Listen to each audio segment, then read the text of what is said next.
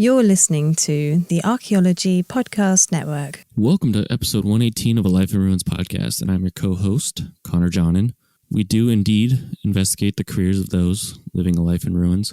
This episode is going to be a little different. We, as a crew, are going to take a week off to refocus, to take a mental break, to do all the things that's really going to be good for us to continue doing this podcast and to continue enjoy doing this podcast.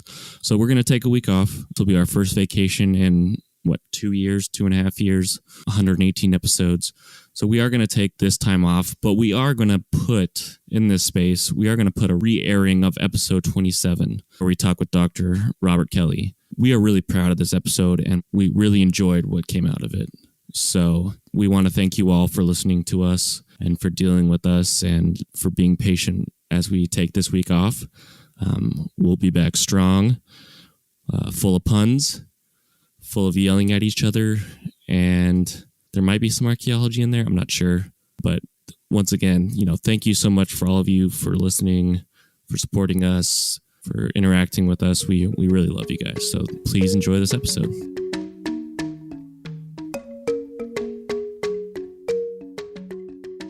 Welcome to episode 27 of the Life in Ruins podcast, where we investigate the careers of those living a life in ruins. I'm your host, Carlton Gover, and I'm joined by my co-hosts, Connor John and David Ann Howe. Our guest tonight is the Dr. Robert L. Kelly, who is a professor of anthropology at the University of Wyoming. Dr. Kelly, it is extremely awesome to have you on the podcast. Dr. Kelly was both mine and Connor's master thesis advisors and was on David's thesis committee.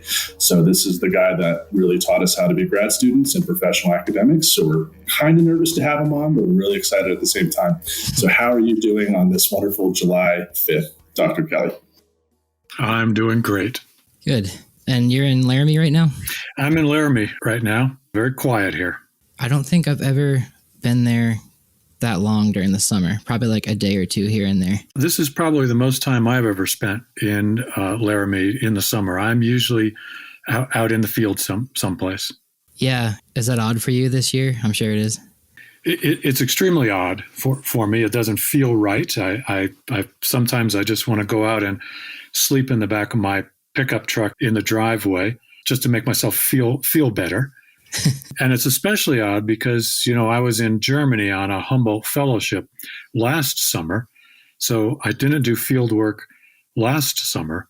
And I believe this is the first time since 1973 that I've not done field work 2 summers in a row. Wow. And it's not a good feeling. Yeah, I imagine that is definitely an interesting feeling, if anything. But so you said since 1973? Yes. I guess what kind of got you started in 1973, if you want to take us that way? I can't remember a time when I didn't want to be an archaeologist, which is a little strange. But ever since I was very young, I was just interested in the outdoors. I was interested in living off the land. I was interested in Native American culture. I was interested in history and the past. And I suppose all of those interests kind of converge on archaeology. I also just enjoyed being out by myself and walking through the farmers' cornfields looking for arrowheads, which I did quite a bit. And then I had this interest. And when I was in high school, when I was 16 in high school, one of the teachers brought this pamphlet to me for an organization that was called Educational Expeditions International. Today it's known as Earthwatch. And he said, you might apply to this. They give scholarships for high school students to go work with scientists, field scientists, including archaeologists, during the summer. So I applied for it. And I got one, and I didn't have any choice on where they sent me. They simply just told me, you're going to go out to Nevada from my home in Connecticut, and there's a project out there, and you're going to work on that project. There was the Gatecliff rock shelter excavation run by David Hurst Thomas. So I went out there for several weeks when I was 16 and got to know David, and like they say, the rest is history. So going from Connecticut to Nevada, was that a big change? I mean, what was your first impression of the West when you first made it out here? Well, it actually wasn't my first experience. My first experience was the summer before that in 72. I was a Boy Scout, and I went to Philmont Ranch in northern New Mexico and spent 10 days doing it was a 50, 60 mile hike there through the Philmont Scout Ranch. That's probably when I said, I have to live in the West. I was born in the wrong place. I need to be in the desert. I need to be near mountains. So I was actually really thrilled when it turned out the excavation I was going to go on was in Nevada, because it was out west, and that's where I wanted to be. So it wasn't my first experience in the West, but it was nonetheless an interesting experience, because the first day that I was there in the camp, we get up, and the task I was assigned was to go work on the survey team. I wasn't out at the excavation. I did eventually work at the excavation, of course, but the first day was to go out and work on the regional survey that David was doing with the project, and that was run by Robert Bettinger, who was a brand new PhD at the time. So we went out and did survey that first day, and I'm going to make a very long story short here, but we ended up getting stuck in the truck and spent the night out. It was about 7 of us who spent the night out in this pickup truck. Oh no! And the next morning, Dave Thomas found us by he convinced a local rancher to fly out to look for us in his little 2-seater airplane. And this fellow just landed the airplane in the middle of the desert, came over, and he and David helped push us out of the ditch that we were stuck in. I think that's when I learned that you never take a 2-wheel drive pickup into the desert. Oh my goodness! But that was my first day of archaeology. Was we got stuck and spent the night out sleeping in the dirt next to the truck. I thought it was great fun. Well, I can imagine. How many summers did you spend at Gatecliff, Dr. Kelly? Oh, after the summer of 73, I asked David if I could come back, not through Earthwatch, but just as a volunteer. And he said I could. And so I went back to Gatecliff in 74, 75, 76. By 76, he put me in charge of another excavation, the excavation of another rock shelter. In 77, I worked with David in southern Nevada doing a survey around Pleistocene lake shores. By 78, I worked with Bettinger in California and a little bit at Gatecliff. That was the last season of excavation at Gatecliff. Then in 79, I worked with David at the excavation of Hidden Cave in western Nevada. And then in 80 and 81, I was doing my own dissertation fieldwork outside Fallon, Nevada. So cool. I just kept working with David. And you guys know that now Dave and I co-author textbooks together. So it was probably the second best piece of luck I had in my life. That's super cool that you guys have maintained that relationship professionally, and it's really worked together with that. So for the folks who may not know much about Gatecliff, do you mind explaining what's so cool about this site? Gatecliff, it was a wonderful site to have your first experience on, although also a terrible place to have your first experience. A terrible place because I thought, well, this is what archaeological sites are like, and every place I dig is going to be like this one. And Gatecliff is absolutely, utterly unique. It was enormously deep. The site was, well over 40 feet deep by the time the excavation was done. Although the lowest deposits are not even 10,000 years old.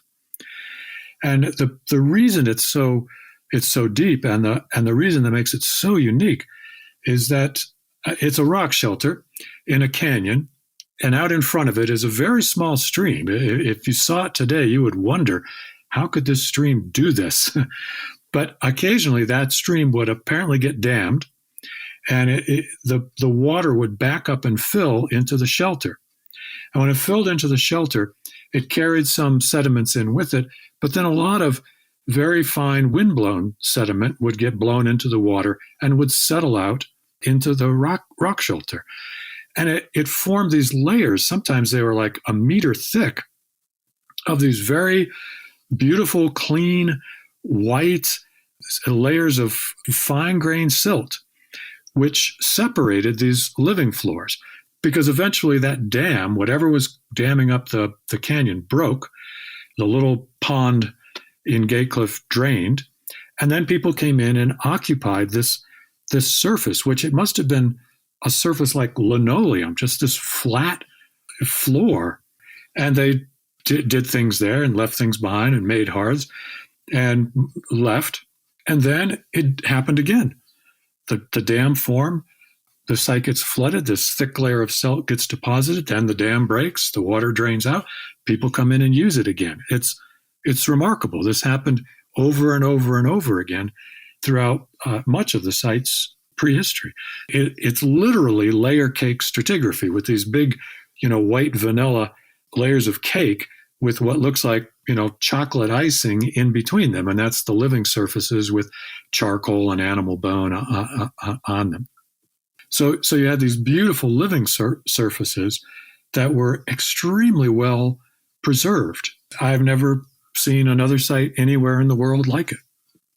And that's what makes that particular site so unique. As I was your TA for Intro to Archaeology, I think my first semester at Wyoming, and Gatecliff is in your book, Introduction to Archaeology, 7th edition by you and Dr. David Hurst Thomas. It's just a phenomenal site to really learn about stratigraphy or teach people about stratigraphy. And then also it's kind of nice to have that background because that's also, Dr. Douglas Binford also worked at Gatecliff. I think not as long as you did. But we use that same site to teach stratigraphy to our students. So having your background behind it, and then also Dr. Bamforth's, because we don't use your guys' textbook, unfortunately. We use something else, which I completely and utterly hate. So we have to bring in all the Gatecliff stuff additionally. But that's, if we're teaching intro students about stratigraphy and living surfaces and multiple occupations, it's just absolutely phenomenal. Yeah, it's phenomenal, but don't expect the next site you excavate is going to look like that, because it won't. It's like it's like the archaeologist's ideal site that occurs once a state. I don't know, something like that. Yeah, I think. Well, was definitely nowhere. Rock Shelter was nowhere near as deep in terms of like multiple occupations. Like I felt like I got that same kind of feel working there, because now the site I work at now, it's like single occupation, one living surface. We really don't dig too deep. It's just mostly horizontal excavation. But I kind of miss those Wyoming days of just like digging in from archaic down to Clovis levels, because that was pretty fun. Yeah, that's an interesting site. It has its own utility, and we're working on the analysis of that one now. No, Doctor. Yeah, we just had him on the last episode, and he was telling us more about the analysis. So it's really nice that, so for our listeners to know what we're talking about, just go back one episode and listen to Alex Crabe's little spiel on what he's doing for Dr. Kelly, who is his PhD dissertation advisor. So it's kind of nice to have you guys back to back. So when you were a high school student, you got the amazing opportunity to work at Gatecliff. So where did you go for your undergraduate to pursue a degree in archaeology? Well, for undergraduate, I went to Cornell University. That's not where I wanted to go. I wanted to go to the University of Colorado. You didn't want to go to the top school in the Ivy League? No. I wanted to be in the West. Oh, right. And University of Colorado had a good reputation, and it was in the West, and it was in the mountains. So that's where I really wanted to go. and my parents asked me to stay closer to home. So I agreed to that. You did get to see a lecture by Carl Sagan. I remember you telling me that, though. Well, Carl Sagan was a professor at Cornell. He was in the audience for a lecture about the medicine wheel. Basically, he said, there's a great statistically, a very high likelihood statistically that some spokes on the wheel are going to line up with some interesting astronomical phenomena. So he basically said to the speaker, there's no reason to believe anything you just told us. And he was not Carl Sagan. He was not Carl Sagan at the time. He was just a very well-regarded professor. Gotcha. Okay. He had not gone on to TV by that time. So I went to Cornell. It was very useful.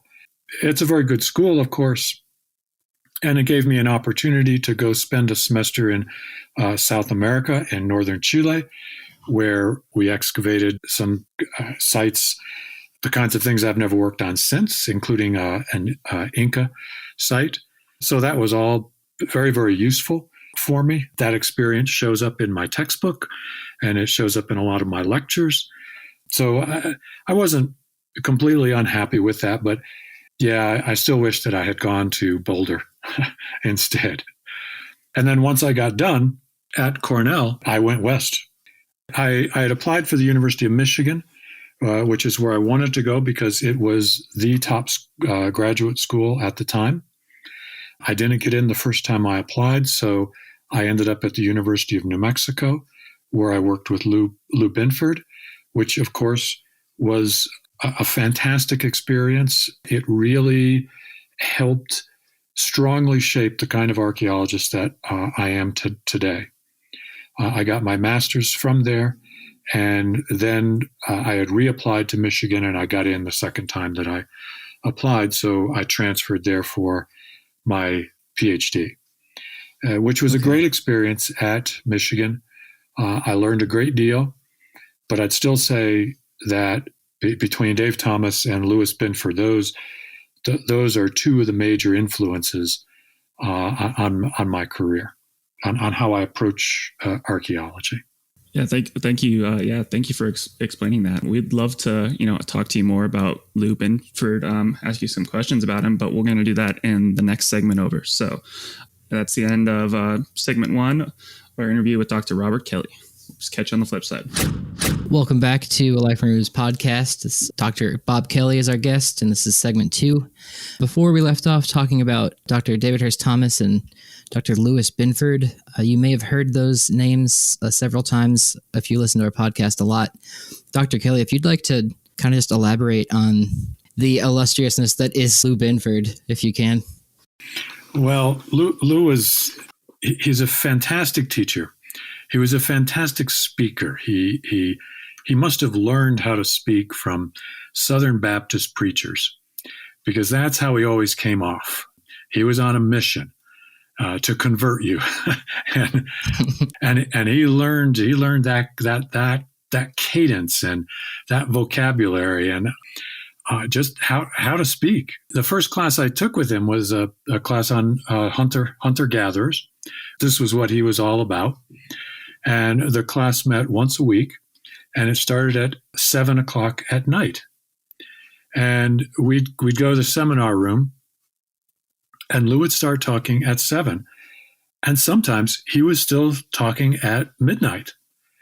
And the really weird thing was that we were all still there and with him. Midnight pushed it. It pushed it for us. But that's the kind of person he was. He could talk for hours on end, and you were still enthralled. You were still with him. That's sort of the first thing you had to know about Lou, is that he was incredibly charismatic. One of these people that walked in the room and he had it. It was his, without really doing anything. It was just his. Whatever charisma is, and I have no idea. He had it. He looked at things in sort of a different way than I had been trained to think about them. And at the time that I was working with him between 1978 and 1980, he was still kind of figuring out the approach that he was going to take. If you look at his publication record, he was publishing a bunch in the 1960s.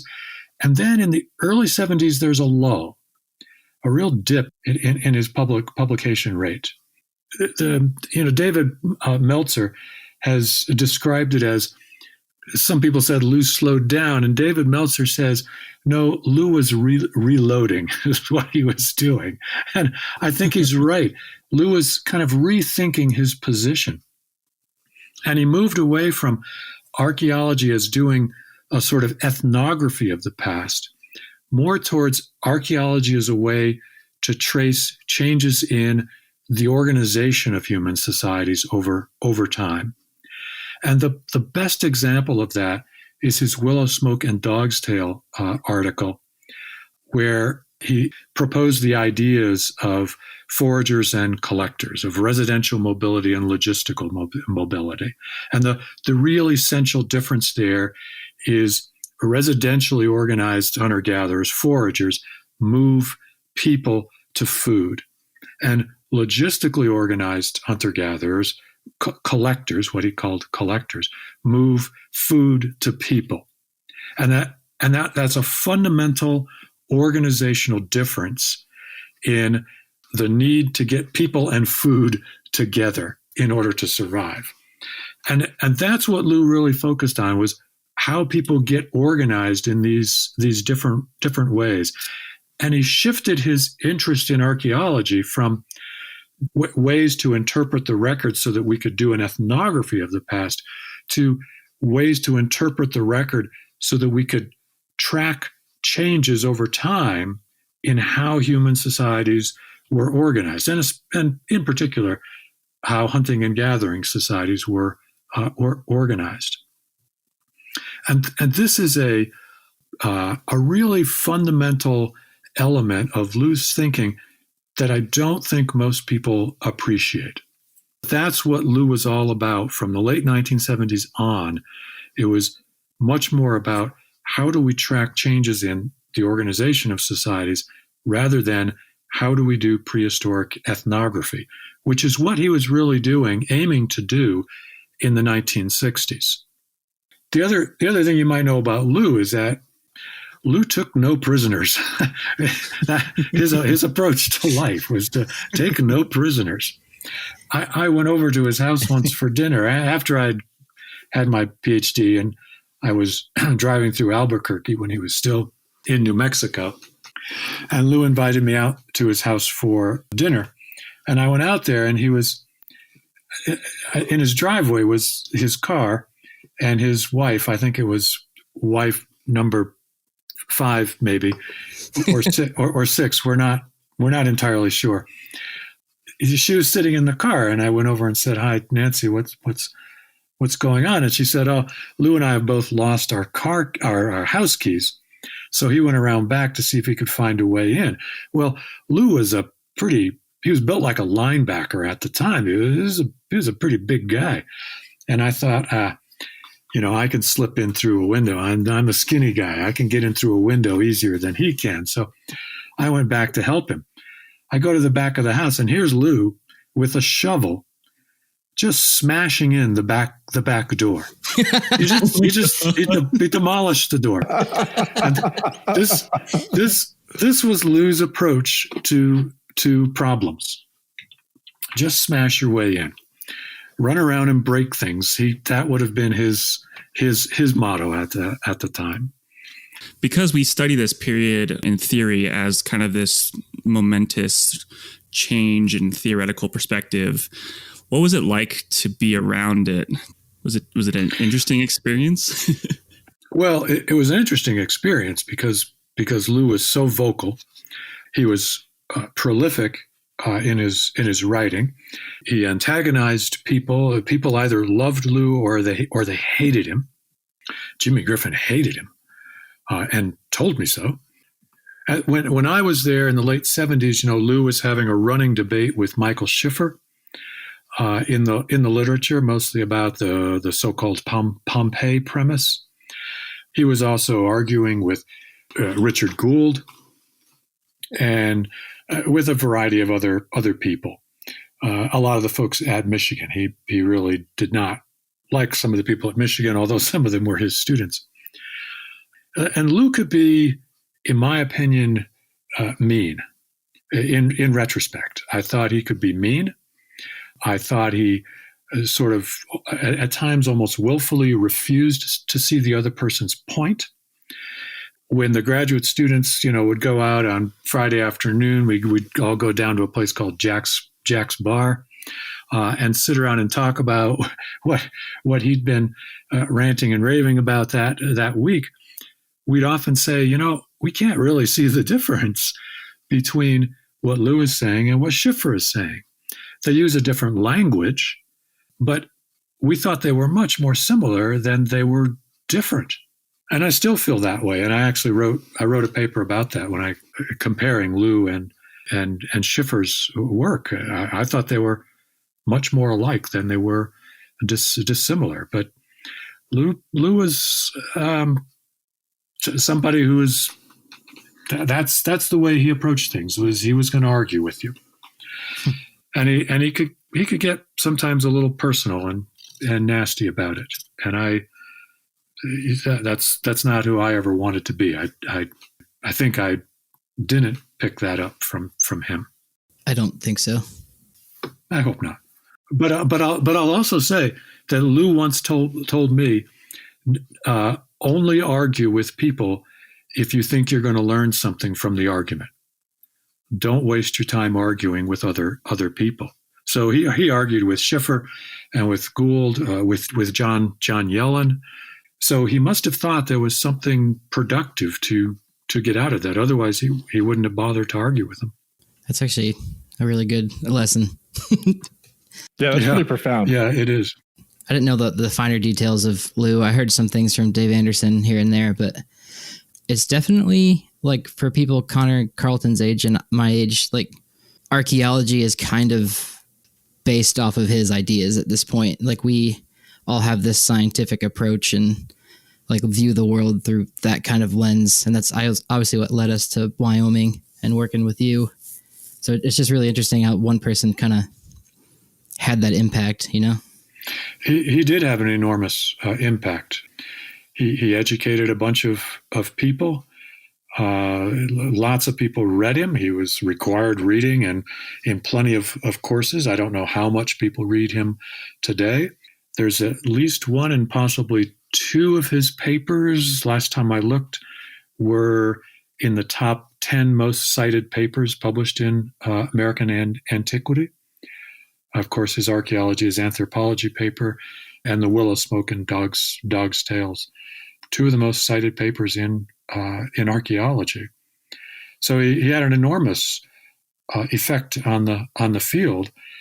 I think his last book, the Constructing Frames of Reference book, is unfortunate. It's almost unreadable. His writing was never very, very good. It was pretty turgid. His speaking was brilliant. His writing was not. And by the time he wrote that book, no one was willing to pull the reins in on him. So it's way too long. And in the book, Lou always argued against the perspective of human behavioral ecology. And none of his students have ever understood this, because his work is, in fact, nothing but human behavioral ecology. It doesn't use the language or the models, but it fits entirely within that field. And yet Lou specifically rejected it. He told me to my face, he said, I don't know why you would use that. It makes no sense. And I could never understand why he thought it made no sense. And I just don't understand that. And, I guess we'll never know. We're super fortunate that you did not inherit his method for promoting his ideas, but also that you did, kind of work you did take something away from him in this kind of theoretical perspective, and kind of shifting towards that. What in general does, anthropology mean to you? And you've been a part of archaeology and anthropology for a long time. What does it mean to you? Well, it means everything. It means everything to me. It covers everything. It covers humans as cultural organisms. It covers humans as biological organisms. It covers the present. It covers the past. It entails psychology. It entails art. It entails language. There's absolutely nothing that is not of interest to anthropology. And I suppose that's what's kept me in the field, and what keeps it fresh is there's always something new to go and look at. I also think it's absolutely crucial to the, I don't want to sound Pollyannish, but to making the world a better place. I mean, it's all about the differences among people and why there are those differences. And the central message of anthropology is that, it's okay if there are differences. It's okay. And this to me is, at this moment in time, look around the world, we absolutely need this perspective and that approach and that attitude. So what does anthropology mean to me? My goodness, I think it could be the salvation of the world. That's all.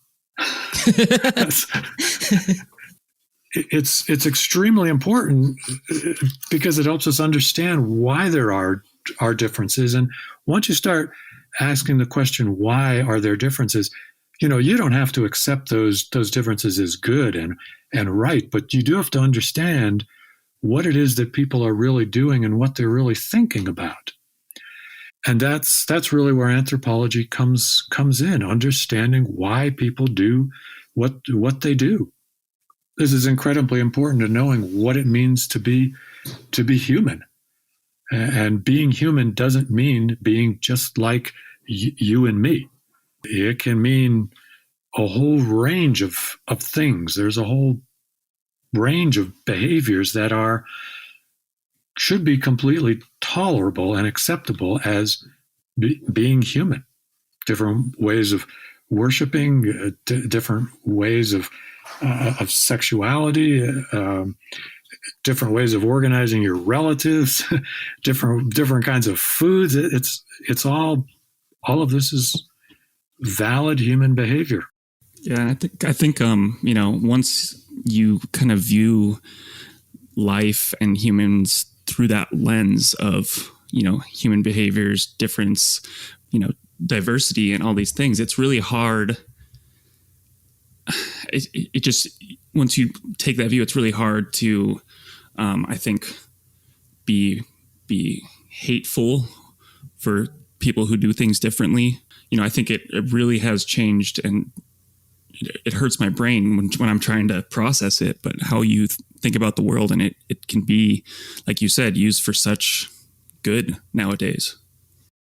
And it'll make you a much happier person because you don't spend all the time sitting in your house going, "Oh, I can't stand those Somali Muslims down the street. I don't know why they're here." And instead, if you just go, those are different people. They speak a different language. They have different customs. They have a different religion. That's kind of interesting. That's kind of curious. Maybe I'll just go find out about it. You don't have to accept it. Nothing says you have to accept it, but you'll be a much happier person if you just go, it's all right. They're not bothering me. So I'll just let them, it's just live and let live. And anthropology really helps you, I think, develop that attitude that other ways of being are kind of curious and interesting, and perhaps there's something you can learn from it. It's a hard thing to teach people, especially once they're older. Very, very hard to teach people that. Yeah, and just to piggyback off that, when I was an undergraduate in Radford University, I went to a wedding that it was my partner at the time. Her cousin was getting married to a man from Cameroon. Very devout evangelical family marrying, a person from the Cameroon, and her family, who was the evangelical Floridians, hated the wedding, hated the dress, hated the food. And the bride was wearing this beautiful seafoam green dress with all these shells. It was made in the Cameroon. And no one can understand why they wouldn't have a quote unquote traditional wedding. And I was like, this is amazing that they had a traditional Cameroon wedding and that they showed us this extreme difference in how a wedding ceremony can be done. And the food was absolutely phenomenal. But like from an anthropologist point, I was just fascinated with the wedding. And I always think, like, what if I hadn't been an anthropologist? What if I had continued degree path in history? Would I have been able to respect and cherish that wedding as I did as an anthropologist? And I don't think I would have, because our training, even as undergrads, is how do you try to be as unbiased as possible, and how do you give everyone the equal footing and respect all cultures as equal to your own? It's definitely difficult for me to like separate it as like a study of, science from just like kind of like a way of life sometimes, because it's just part of who I am, I guess, at this point. I think it's probably the same for you guys. That's why we're doing this. I think it's cool. I like anthropology a lot. And on that profound statement, I think we're going to end this segment. So we'll catch you on the next segment. And we're back with segment 3 of the Life in Ruins podcast. We have the privilege and the honor of being here with Dr. Robert L. Kelly. And so we just kind of talked about what anthropology meant to Dr. Kelly and shared some personal experiences with how being an anthropologist has changed us and our perceptions of our environment. But I mean, just like fundamentally, we've never asked this question before, but Dr. Kelly, what does it mean to be human? What does it mean to be human? Well, I suppose it could mean a lot of things, but what really makes humans unique in the world of animals is culture. And there are some out there who would debate that. They would argue, that there are other primates that have culture: orangutans, chimps, bonobos. I don't think any of that is correct. And I think if you have a very simplistic notion of what culture is, then you could argue that ravens and crows have culture. But what culture is it's a particular understanding of the world. It's a view of the world, about how the world is supposed to operate, about what one's supposed to do in life, about what men and women are supposed to do, about what the afterlife is, and what you're supposed to do in this life in order to do whatever, achieve whatever is supposed to happen after you die. It's got this idea in your head about what life is. And we aren't born with that idea. We acquire it. We're enculturated. We're socialized into that idea. But there's constantly an idea there about what life is supposed to be like. And for humans, this really sets up a problem, because what life is supposed to be like is never what life actually is. There's always a disconnect between life as we live it and life as we expect it to be lived. So we expect life to be pleasant and interesting and fun and free of violence. That's not our everyday experience. It doesn't meet that. So there's this constant disconnect between life as it is and life as we expect it to be, as our culture teaches us it's supposed to be. And this is what creates trouble between people of different cultures. When you encounter someone from another culture that clearly is not going to act in the way that you think they're supposed to act, there's a serious disconnect there. And that's where the whole field of cultural misunderstandings comes in.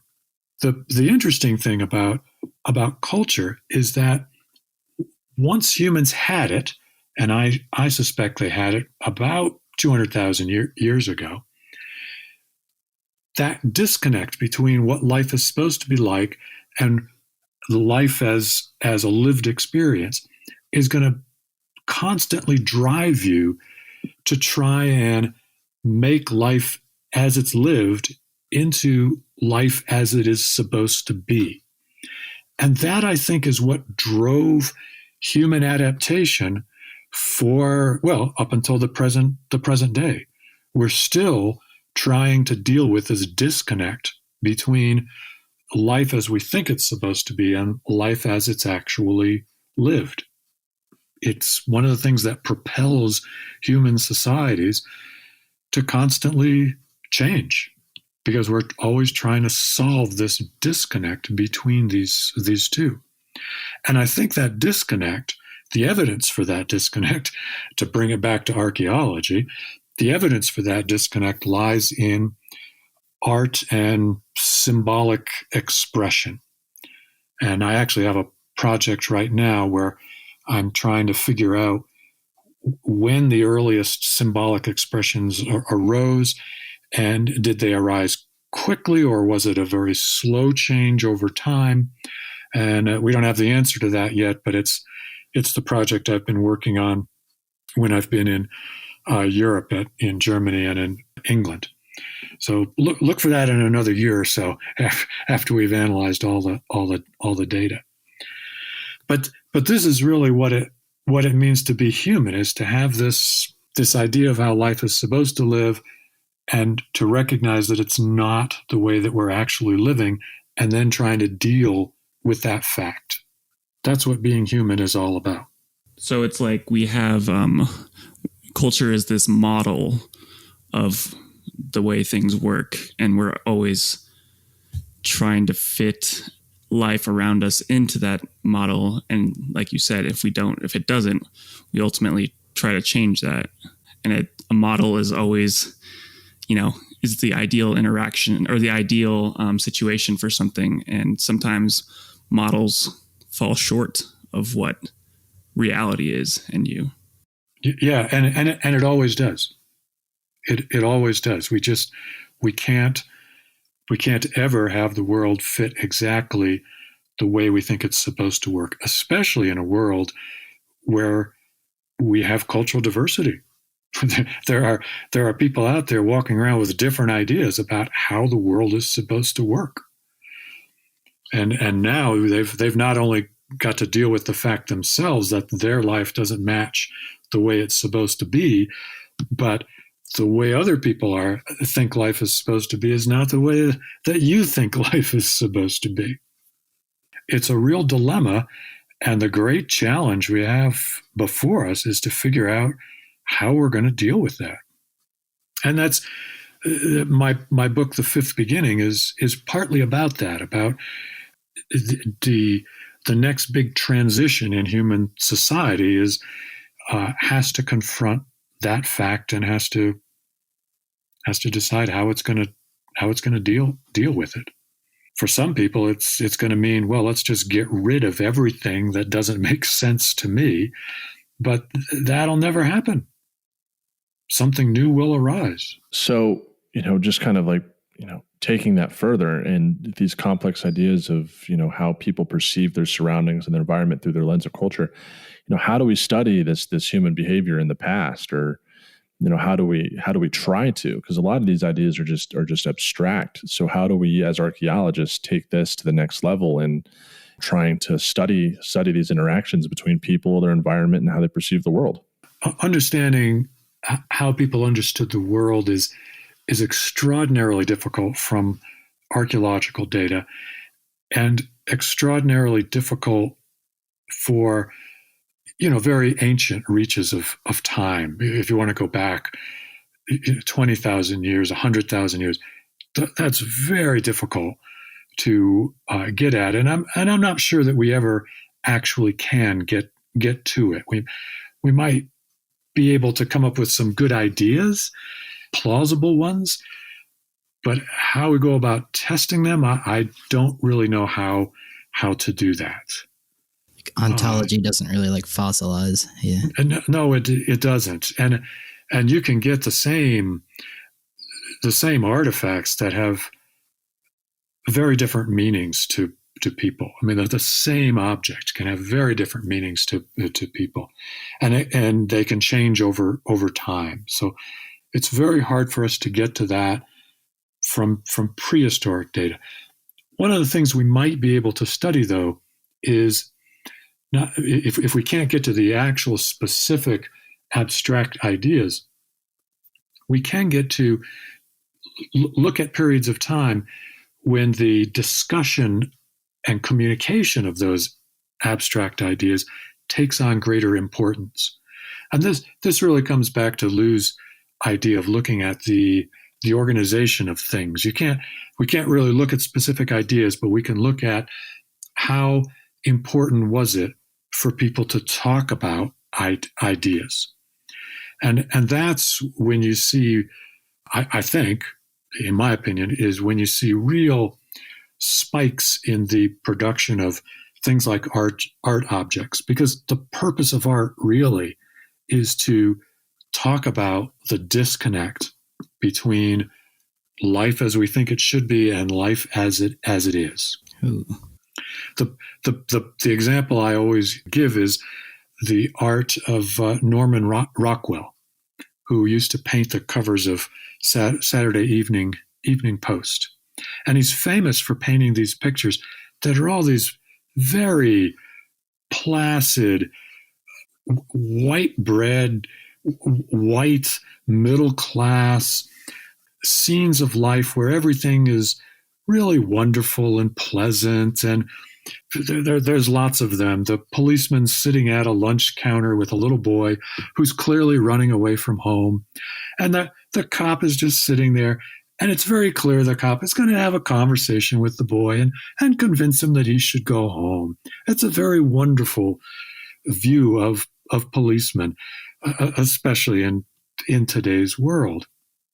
And then when you look at Norman Rockwell's life, you would think he lived this life, right? He was not painting scenes from his life. He was not. His life was miserable. It was full of rejection. He was never accepted as a real artist by the art communities. He could never have a showing of his art. He was a mere illustrator, not an artist.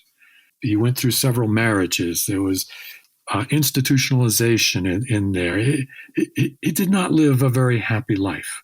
He was painting pictures of life as it's supposed to be, not the life that he was living. My favorite artist is Edward Hopper. And if you look at Edward Hopper's paintings, it's nothing but loneliness.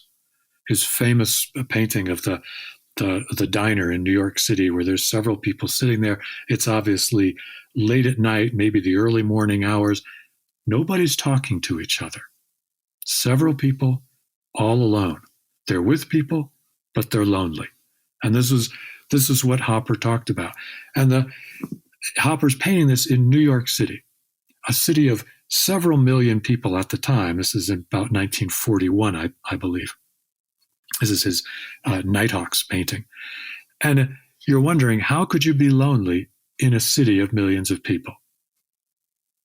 And he's wondering about this disconnect between life should be connection with people, but it's often not connection with people. And his art is trying to grapple with that disconnect. And that's what art always does. So we could look at it prehistorically and look at when is art being produced. And it's telling us, the mere fact that there's art being produced tells us something about the stresses that people felt they were living under. So look at Clovis. How much art is associated with Clovis? I guess we can have their, the prettiness of their points and maybe ochre, and that's about it. That's like it. There's like no rock art. There's some very simple inscribed stones down at the Galt site. Maybe their points are what they considered art. There's ochre that's involved in some of those caches, which I suspect are primarily burials. But they didn't feel compelled, apparently, to produce a lot of art objects. They weren't carving stuff in ivory. We would have found it. We found their bone rods. So some of that stuff could have been there. They didn't feel compelled to produce a lot of art. My guess is that the lives of Clovis folks was going pretty much the way that they felt life was supposed to be going. There was much less of a disconnect between the life that they thought they should be living and the life that they were actually living. That's my interpretation. I don't know if it's right, but that's one way that I think we can study the ideology in the past. Look at periodicities in the production of symbolic things, rock art, carvings, whether pottery is decorated or not. Maybe whether stone tools are made fancier than they have to be or not.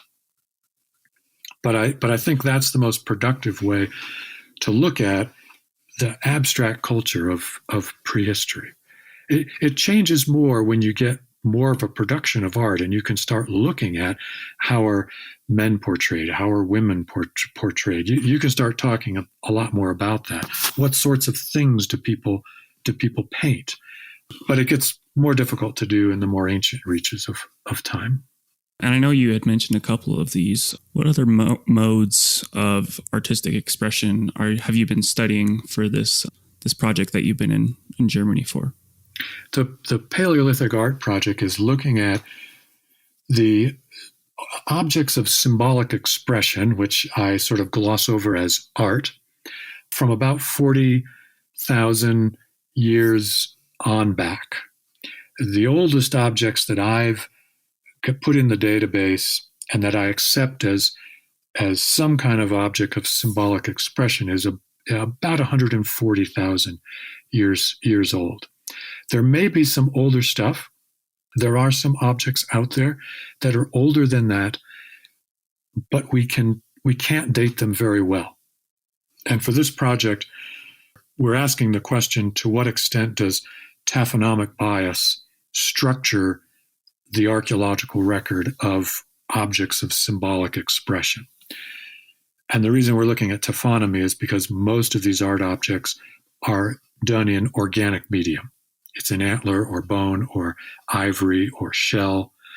So we're using a taphonomic model to try and correct what the record looks like, to see what it actually looks like if we took away the nasty destructive forces of the record. So we're looking at mostly portable objects. All the rock art, the painted rock art, tends to show up. It's younger than 40,000 years ago.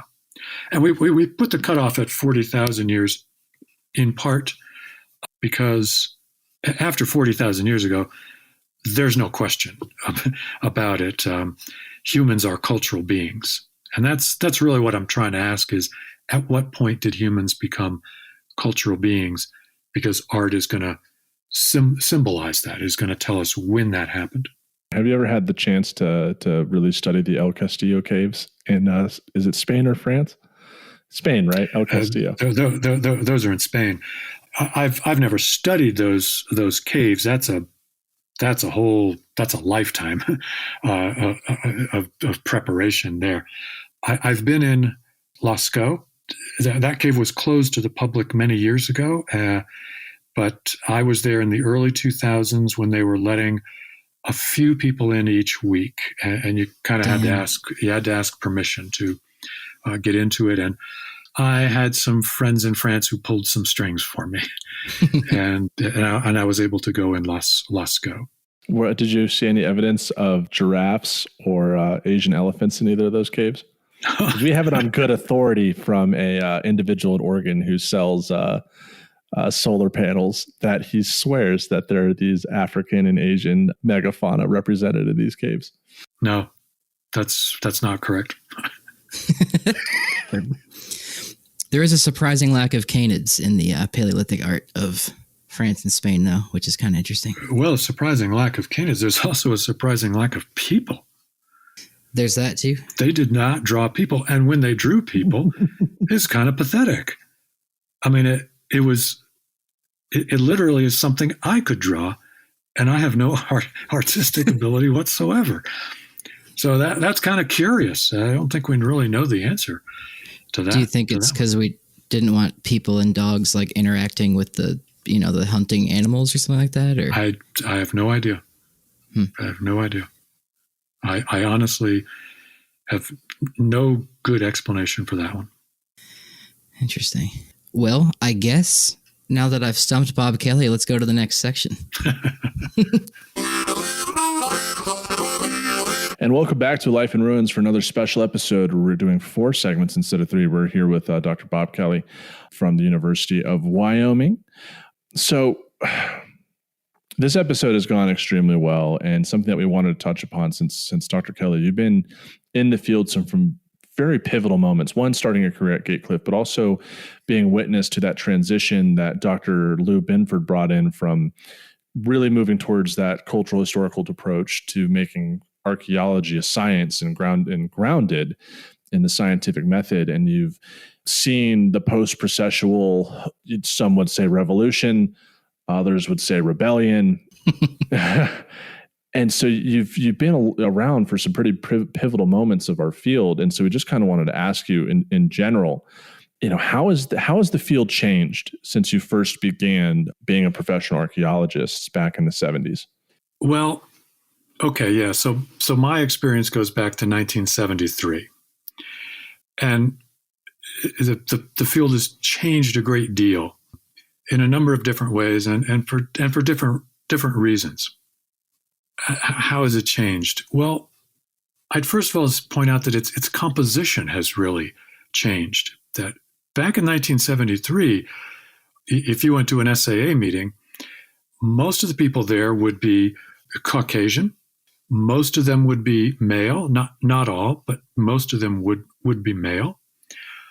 And you would see very few people of color, virtually no Native Americans, which, back then I was a teenager. I didn't give it another thought, but when you think about it, that's really weird. So the nature of the field was in part a function of the sociology of the field, the fact that it was dominated by Europeans and by white males. What else can I say? That's certainly changed over the years. The SAA's membership is 50% female now. We have a Choctaw who's currently the president of the organization. There's many more Native American and African Americans who are at the meetings. It's become much more diverse and pluralistic, and that's only been a good thing. It has produced some tensions, but overall it's a very good thing. Back in the 70s, when we would go into the town of Fallon, Nevada, Dave Thomas told us that we may not go to the Sagebrush Bar. And okay, why is that? Why can't we go there? He said, well, that's where the Paiute go. And if you go there, you're going to start talking with them and it'll cause trouble. And we don't want trouble. So you can't go to that bar. So, okay. I was young. Dave, today would never say that today. Individuals like him have changed enormously. When we ran the excavation at Hidden Cave, which was outside Fallon, Nevada, this is back in '79, we ran public tours through the site. And there's a community there, the Paiute Shoshone community, right outside Fallon. And they, as members of the public, they were certainly welcome to come on the tours, but we didn't specifically reach out to that community. That was, looking back on it, I just go, how the heck could we have done that? How the heck could we have missed that? Why? It's just kind of baffling. And we would do it completely different today. The project would have been done completely different. We would have been working with that community, talking with them about how do they want this work done, because it's a very public project, and it was a great project. I mean, the site's now set up for public visitation, and there's a display in the local Fallon County Museum. In many ways, it was a great community outreach project. But we didn't reach out specifically to the tribes. And I know David today, he's said it publicly that was wrong. And if they did it today, we would have done it completely differently. And that's true for many archaeologists. The whole idea of working with the community, of a community-based archaeology, is becoming much, much more prevalent. And many archaeologists are finding this quite satisfying to be working with tribes rather than arguing with them about things like NAGPRA and burials and so on. It's much more fun to work with people than against them, and it's much more interesting and productive. So that's been a huge change in the field, and a change in what it is we want to know about the past, and there is some tension there because some of us look at archaeology and we want to study it scientifically, and we want to understand what makes populations grow and decline, or why do people change their subsistence, broaden their diets, invent agriculture, and so those are all sort of scientific questions. And what the local communities really want to know is their own history, the answers to their particular historical questions. What happened in the past? What did my ancestors do? What was life like for them? In some ways, it's going back to the archaeology that Binford eventually rejected of doing prehistoric ethnography. And in my own career, I'm trying to do this. I'm actually trying to keep a foot in both worlds here, which is not easy to do because they're both a scientific and a more humanistic tasks are just very time consuming. But I'm now working on another book, sort of a follow-up to The Fifth Beginning, another short book. I don't really have a title for it yet, but it's a 15,000-year history of the United States. And my goal is to give a history of the United States starting 15,000 years ago and actually coming up to the present day. And I've been working on it this summer, and I've realized this is a much bigger task than I had imagined it would be. But it's partly to satisfy that desire to not be a scientist, but to be a humanist and present a readable history of this chunk of real estate that today is the United States. I'm assuming the sixth beginning was already taken. Everyone asks me about the sixth beginning, and I always tell them, look, let's get through the fifth beginning first, and then we'll worry about the sixth beginning. So the field has changed enormously in that way. Its composition has changed, and some of its goals have changed, partly as a result of the change in the composition. There's another way that it's changed. Back in the late 70s and early 80s, there was a bumper sticker that showed up on some archaeologists' vehicles that read, "Archaeologists are the cowboys of science." And at the time, it was sort of true. We claimed to be a science, but we weren't a very good science. We were sort of science done by cowboys. It was a bit of the wild west. We claim to be scientists because we have a radiocarbon date, so that makes us scientists. We went through a whole long debate in the 70s, especially the 1970s, over what is science and what's a hypothesis and what's hypothesis testing. And let me tell you, this got really, really boring. There were so many papers written about them. Binford wrote some of them. There's the famous book by Watson, LeBlanc, and Redmond that was all about making archaeology into a science, that was published in the early 70s. We got it down deeply into the weeds of the philosophy of science and Hempel and Popper and whether the hypothetical deductive method was the model we wanted to use. And it just, oh my God, it just got really dull. The end result, though, was that archaeology has indeed turned into a much, much stronger science, We understand how to do statistics much better. We understand the limitations of the field. We understand the nature of the data that we're working with, and we're able to do work in a truly more scientific fashion without worrying about all the philosophy of science. We're able to do much better work. Big data has helped in this regard, because we can compile lots and lots of archaeological data, as we're doing in our current radiocarbon project, where we're building a database of North American radiocarbon dates. And we're able to do things much better than we did them in the 1970s. As part of this radiocarbon project, I've had to go back and look at reports from the 1960s and 1970s, and I read these, and sometimes I say to myself, "Oh my God, this is pathetic." It's sort of we're a bunch of kids playing at being scientists. I don't think that's true today, though.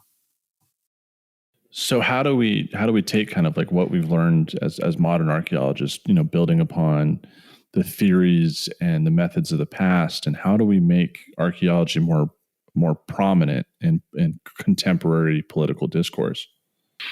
Oh, in contemporary political discourse, I'm not sure how to do that. I don't think Donald Trump would have the slightest bit of interest in listening to archaeologists talk to him. There's not enough money in our field to put us on his radar, and we too often stand in the way of projects. And of course, he signed an executive order a few weeks ago that basically guts the National Historic Preservation Act. If an agency wants to ignore it, they can. This is shocking, because it does it to the Environmental Protection Acts as well. So how do you bring it into the political discourse? Well, I think it has to be done through public education, through podcasts like this, although one's aimed even more at the public, through doing writing for the public, through museum displays, through public displays at sites along roadways. This is where it really has to be done, and it has to be done in the right way, in a way that speaks to the public. And I found this to be true with the Fifth Beginning. I had people send me emails from all over the country. People called me up, and not archaeologists.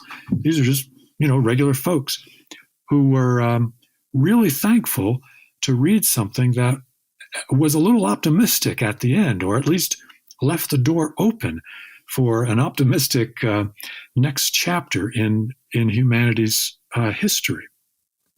It touched a nerve for some people, and I was happy about that, and that we could all do more of that. And in academia, that kind of work is not always really valued, and it really should be. Yeah, in general, the way I've always been explained to me is that academia it's about bean counting. It's about producing articles for prestigious journals, or there's all these kind of metrics that you have to keep up with. And, though normally that part doesn't contain this public engagement kind of thing. That's not what your goal is. Your goal is to, bring the university better, or, stuff like that. It just isn't in the culture at this point. Yeah. And it's I can do it at this point in my career because, I'm closing in on retirement. I don't really care what anybody has to say or thinks. I mean, you do reach a certain point in your career where you can do this, and it doesn't really matter. I don't think I would have done it as when I was trying to get tenure, or when I was trying to get promotion to full. It sort of had to wait, but it also had to wait because I just didn't know enough to write something like that. I just didn't know enough. I I'm finding it hard to write this book about North American prehistory, even after studying it since I was 16 years old. It's still really hard to do. It's a vast subject, and it only gets more vaster every day. It's not the sort of thing you can do necessarily really early in your career. Bob, it really makes me happy to hear that. In one of the breaks, we talked about what SciComm was and what you just said, that some of this public outreach should be, more valued.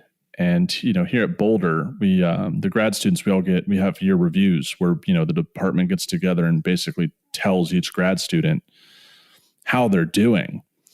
And I remember, we started this podcast back in March of last year, right before my review. And in my review, it said, don't let this podcast be a distraction, and you have other things to do. You need to publish.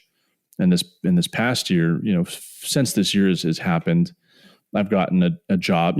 Field work was canceled, so the Field School Boulder runs was canceled, so I couldn't go out back to Lynch with Dr. Binford and Dr. Carlson.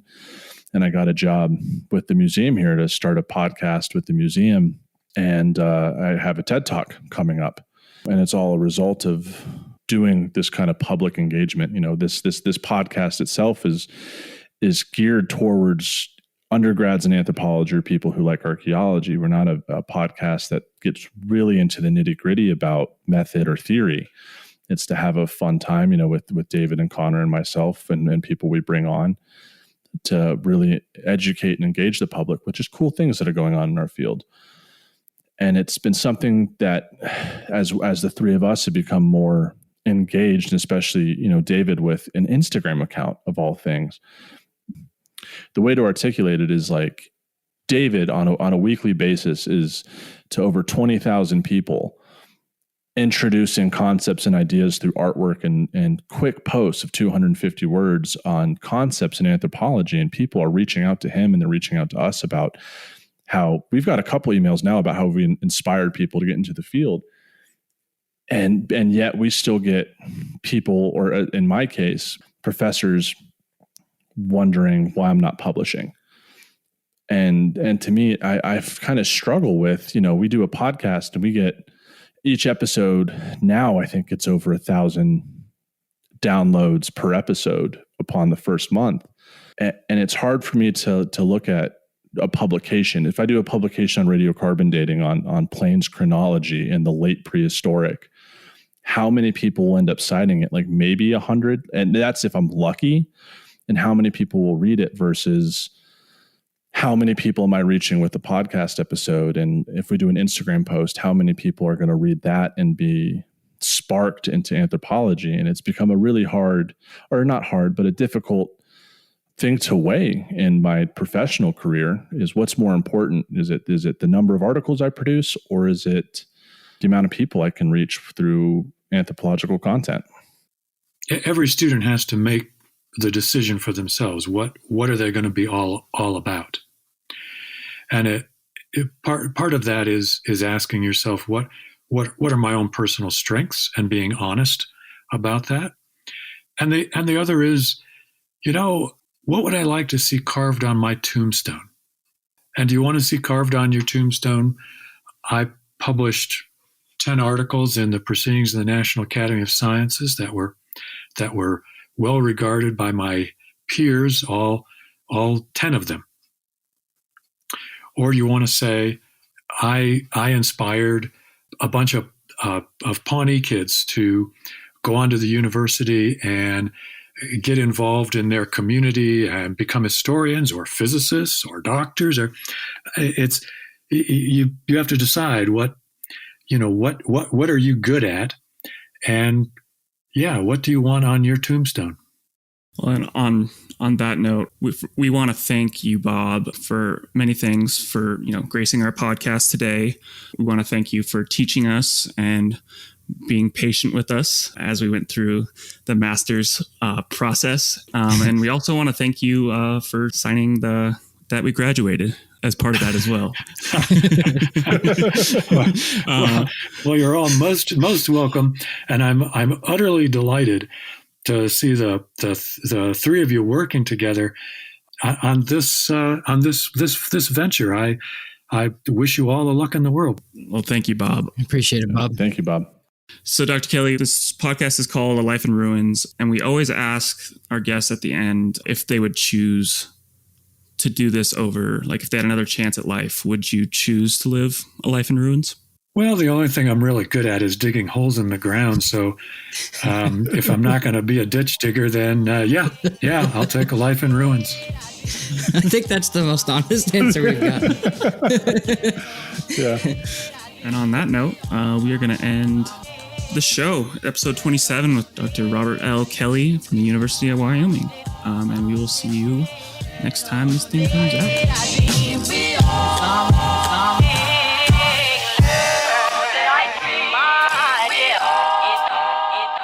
Thanks for listening to A Life in Ruins podcast. You can follow us on Instagram and Facebook at A Life in Ruins Podcast, and you can also email us at alifeinruinspodcast@gmail.com. And remember, make sure to bring your archaeologists in from the cold and feed them beer. Guys, what is one of the best archaeology mottos out there? And, how do you keep yourself going? Make sure your line level's straight. Use a square trowel. No, you just never throw in the trowel. Oh.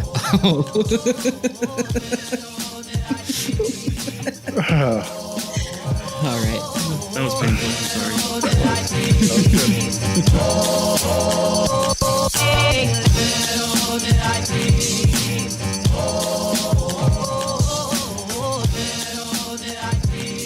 This show is produced by the Archaeology Podcast Network, Chris Webster and Tristan Boyle in Reno, Nevada at the Reno Collective. This has been a presentation of the Archaeology Podcast Network. Visit us on the web for show notes and other podcasts at www.archpodnet.com. Contact us at chris@archaeologypodcastnetwork.com.